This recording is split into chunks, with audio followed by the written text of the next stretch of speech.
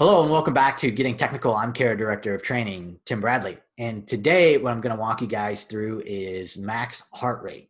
And so you can see on screen here, we've got a Garmin report. And this is actually a report for max heart rate. It's from May till June, and this is a 4-week period within 2020 there. And this is actually my data from a pretty active stretch that I had where I was pretty much running every day. And this number, this through line, gives you the max heart rate for each day. So for most of us, our max heart rate is achieved through, exercise each one of those daily runs. And what this does is graph it out over a given period of time. So you can select 7 days, 4 weeks, 6 months, and even up to a year, and really see, where your max heart rate is peaking at. For reference, most of us, 220 minus our age, gives you kind of the classic max heart rate number, but that does vary quite a bit. Sometimes it varies as much as 10 to 20 beats, depending on, someone's body type and all types of different factors, regarding to your heart. But, when you're looking at max heart rate and looking at different patterns, especially when you're in training or looking to, get really fit, is you want to see a good amount of variety, believe it or not, in your max heart rate. So in this particular stretch, I was essentially just doing base mileage and wasn't really running particularly hard on any given day. Obviously, we've got a kind of an outlier there with a higher heart rate. But for the most part, this was pretty even and just kind of getting some easy mileage in.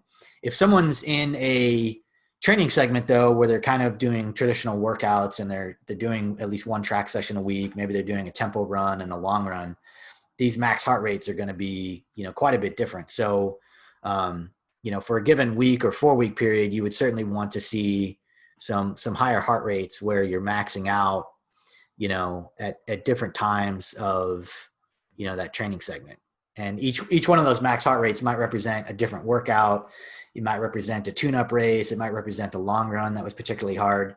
But you certainly want to see a little bit of variety where you're stretching yourself and you're not just working out at the same heart rate or a very narrow range. So races obviously will, if you're running them all out, will certainly push your heart rate and generally will max it out towards the end.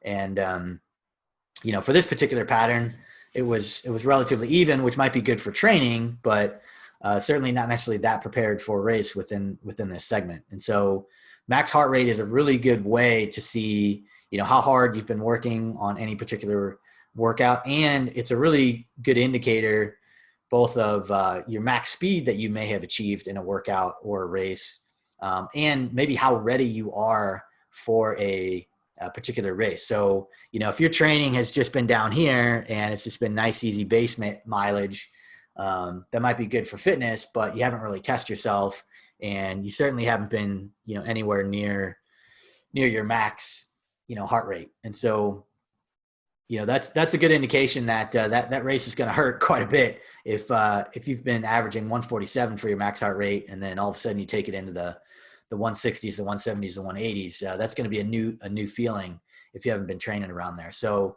when preparing for races, consider workouts that, how hard are you going to work? How close to that max heart rate are you going to get?